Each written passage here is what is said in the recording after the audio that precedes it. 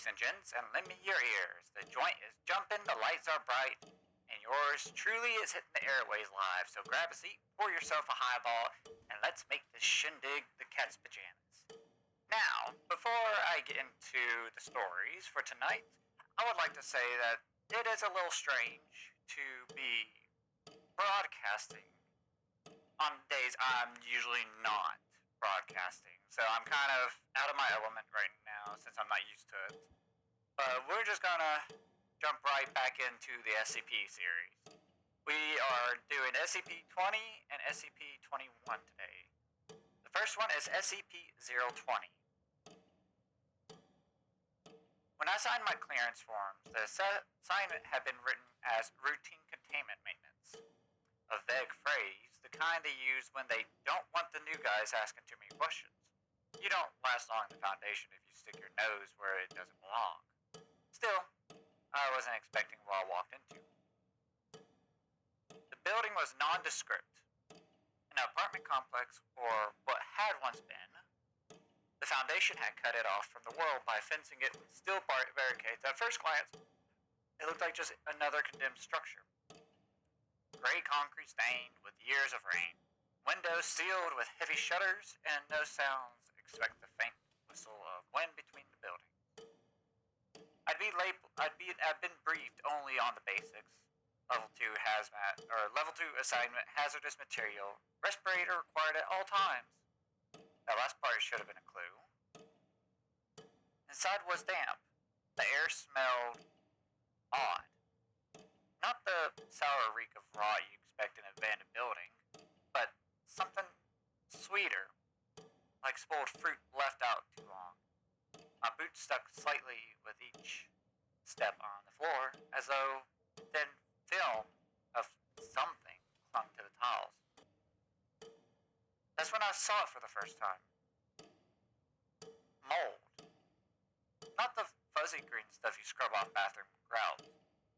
This was different. It grew in a strange organic pattern across the walls and ceilings, branching out like veins. In some places, it pulsed faintly, as though it was alive in a way mold shouldn't be. My flashlight beam caught flakes off it glittering in the dark, just like spores drifting lazily through the air. We were a team of 5 that night. Myself, 2 containment specialists, 1 field medic, and a researcher who introduced herself only as Dr. K. She was the only one who seemed calm, while the rest of us scanned the walls nervously. She moved with clinical detachment, taking notes, shining her pen light into cracks and corners, muttering to herself about spore density and spread velocity.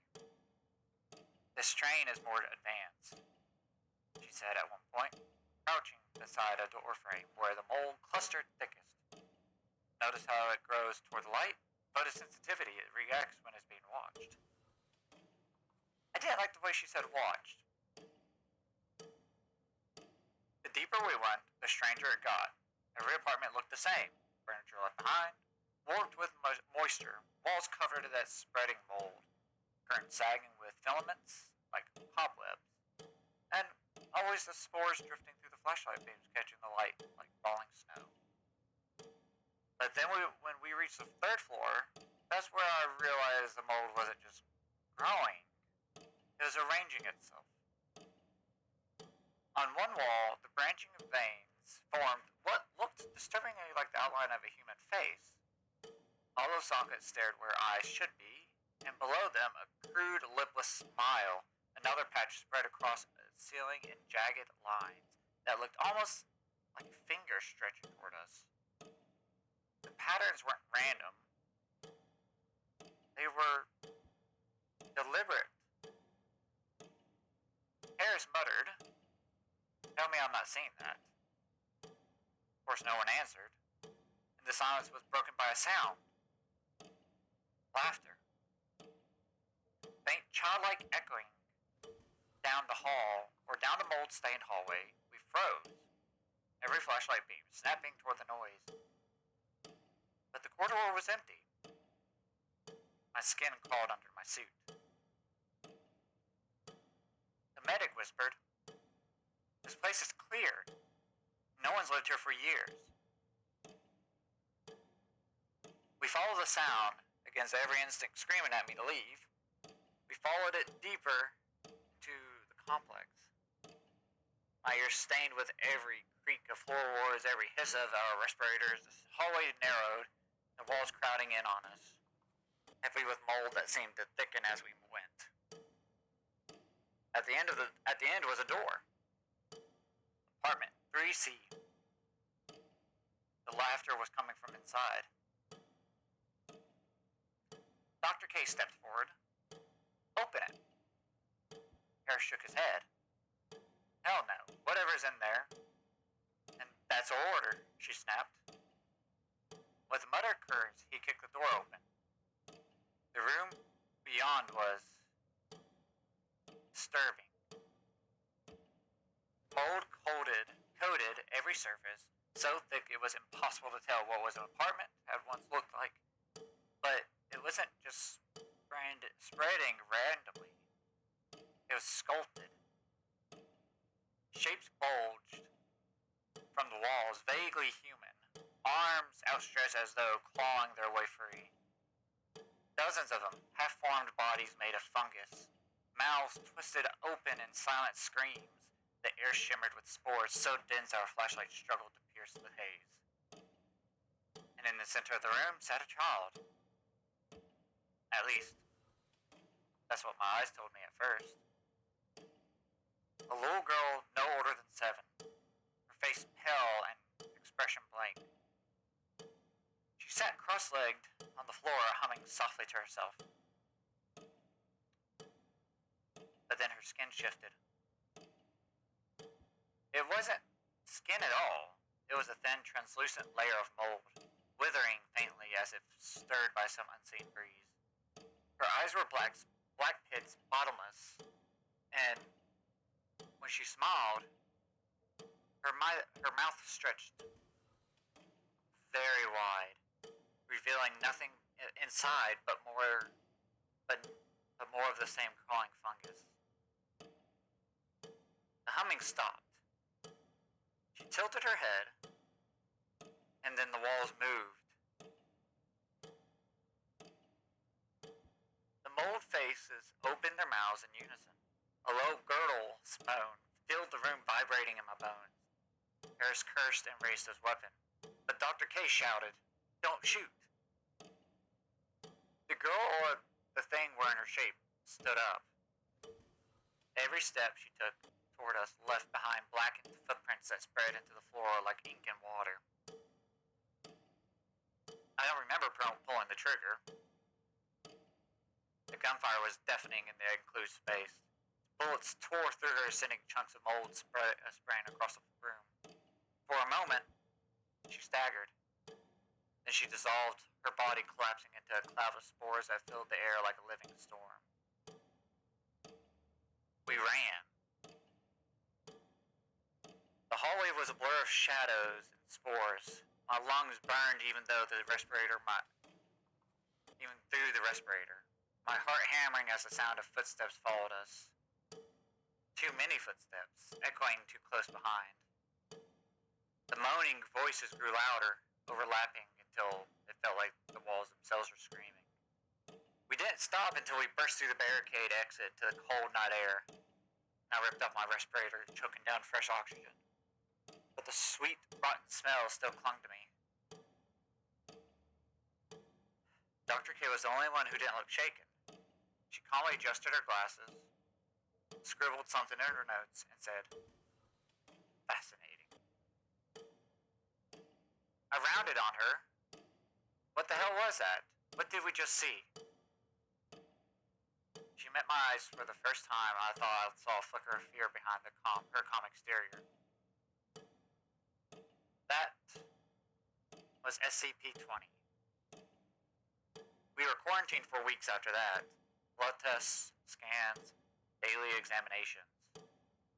Harris didn't make it. His lungs collapsed 3 days in, spores eating him from the inside. The medic vanished one night, leaving behind nothing but a patch of mold on his bunk. Me? I got cleared. Declared uninfected. And that's how that ends.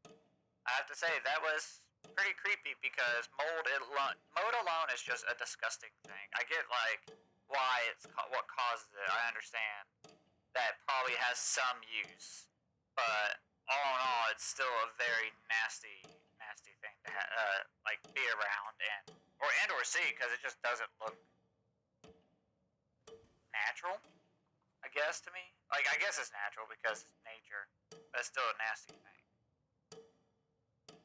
I have a little gremlin sitting over here on the floor for some reason. Go lay down. Anyway, sorry about that, folks. The little gremlin next to me is being a little butt. Anyways, yeah, that was SCP-20. That was pretty disturbing. A little disgusting, if I have to say, but not too awful all in all. Looks like we're pretty good on track of time. So let's jump right into the next one. SCP-21. This one's called Living Tattoo. Now, before I jump into this one, I want to say that with this one already sounds a little creepy due to the fact I do have actual tattoos of my own. And I hope this does not give me any nightmares later on, because I do not need to think of removing them. So, yeah, I think that's it I have to say about that. Nothing more on, nothing more on SCP-20. Sorry about that, folks. Don't know where that yelling escaped from. Long day, if I had to say. Yeah. Oh, okay. On to SCP-021. The Living Tattoo. The thing about Foundation is, you don't ever really get the whole story. Not at my level, anyway. I was just a security officer, level 2 clearance. Check in, check out, keep your weapon handy and your head down. I'd been stationed at Site Redacted for 6 months when they called me into medical. Said they needed a volunteer. Routine symbiosis trial, the doctor said. His voice was casual, clinical. No major risks. That was the first line. When they first showed it to me, it didn't look like much. Just a tattoo. Black ink etched across the inside of my forearm. A swirling abstract design, like waves curling into each other. But then it moved. Right there in front of my eyes. The line shifted, curling, twisting. Like a nest of snakes beneath my skin. I flinched, nearly tore the ivy out my arm. But the doctor only made a note on his clipboard. Attachment complete. Subject appears compatible. Compatible? That word stuck in my head like a splinter. The first night it didn't hurt. The tattoo just shifted occasionally. I'd glance down and see the lines rearranging themselves into new shapes. A spiral, a jagged slash that almost looked like a mouth. When I touched my skin, it felt warm,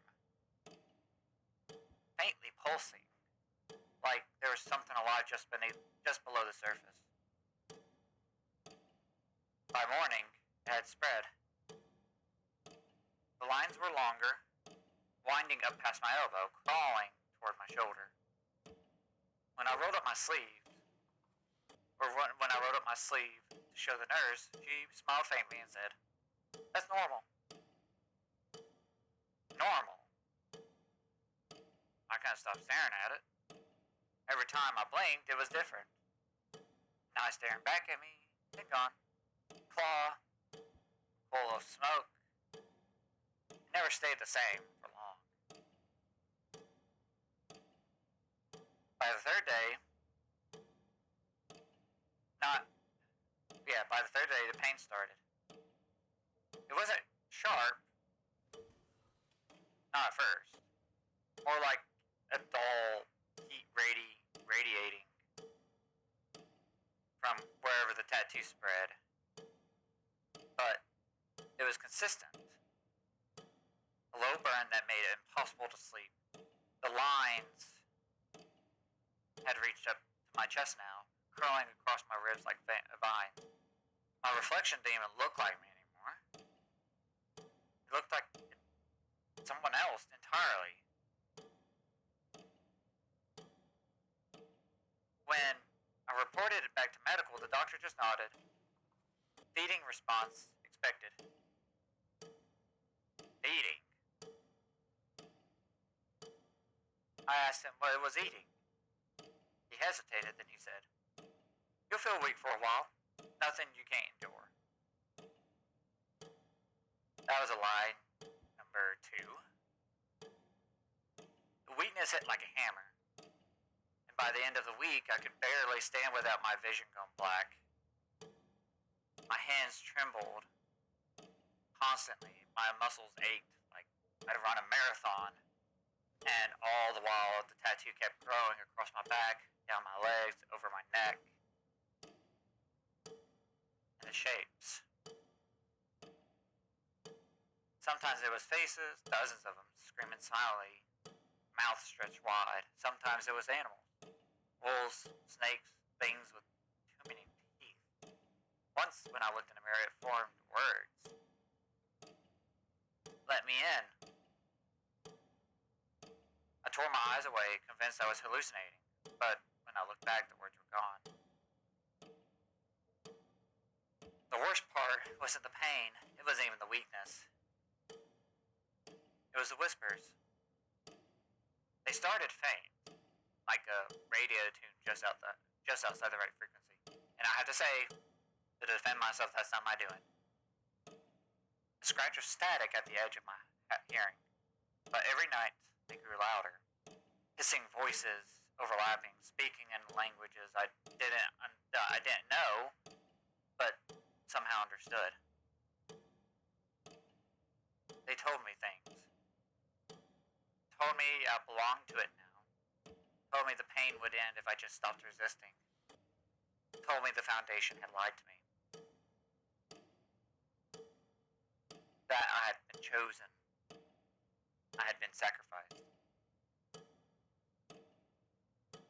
I tried not to listen, but the tattoo pulsed in a rhythm with every word, as though agreeing. On the 10th day, one of the other doctors, or one of my friends, found me.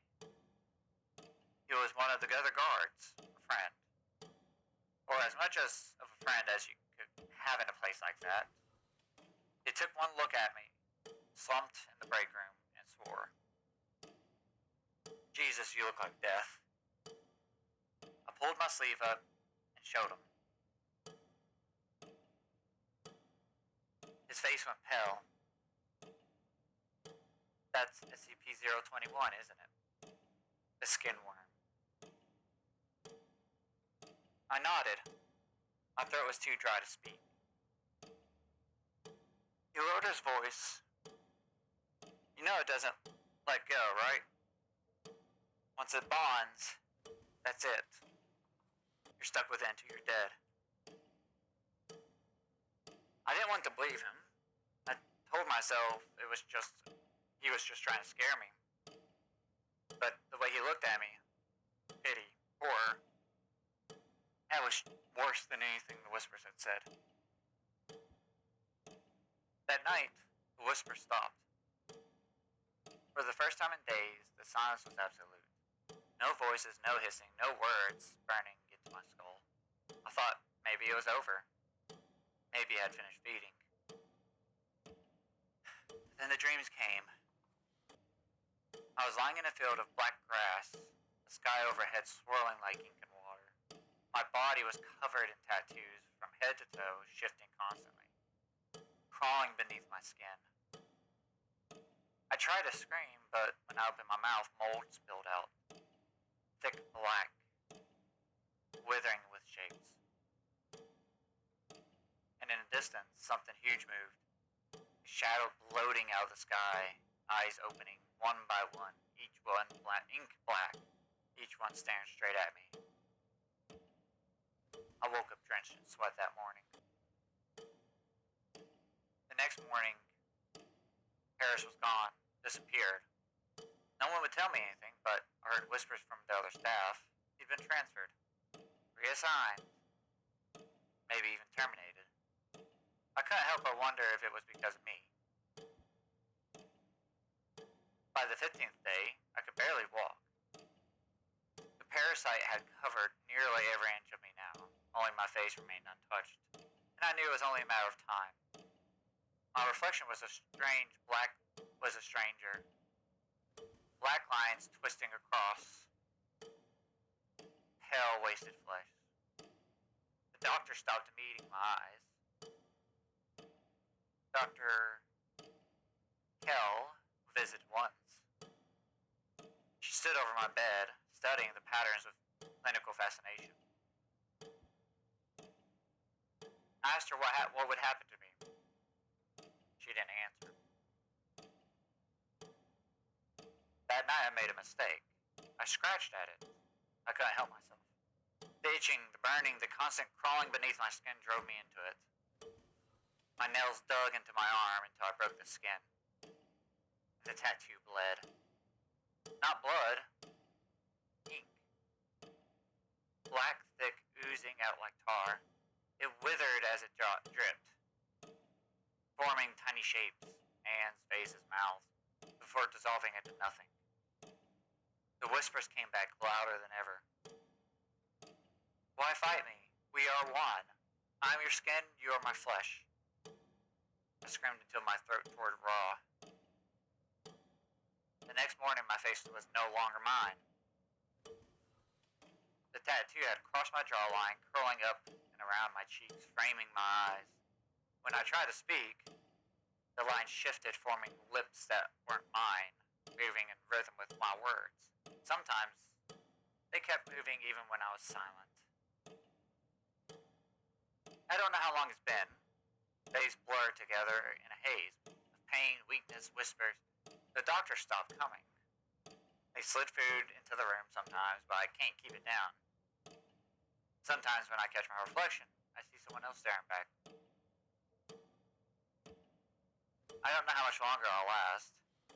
The tattoo says I don't have to worry. It says I'll never be alone again. That we'll be together forever.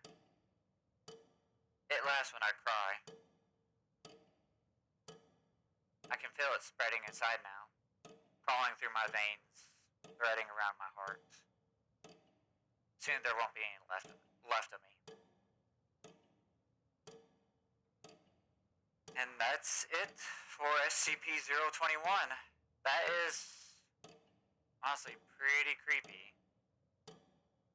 So, yeah, I don't know how I feel about it, just mostly because having a tattoo of my own, it's kind of just disturbing to have. So I don't really know what to say about it besides, holy hell. Anyways, other than that, I think that's it. And so, that's the end of tonight's broadcast, folks. You've been a real swell crowd, hotter than a speakeasy on Saturday night.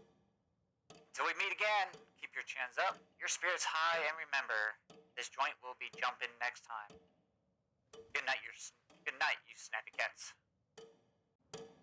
Today, just discovered. You want to say goodbye?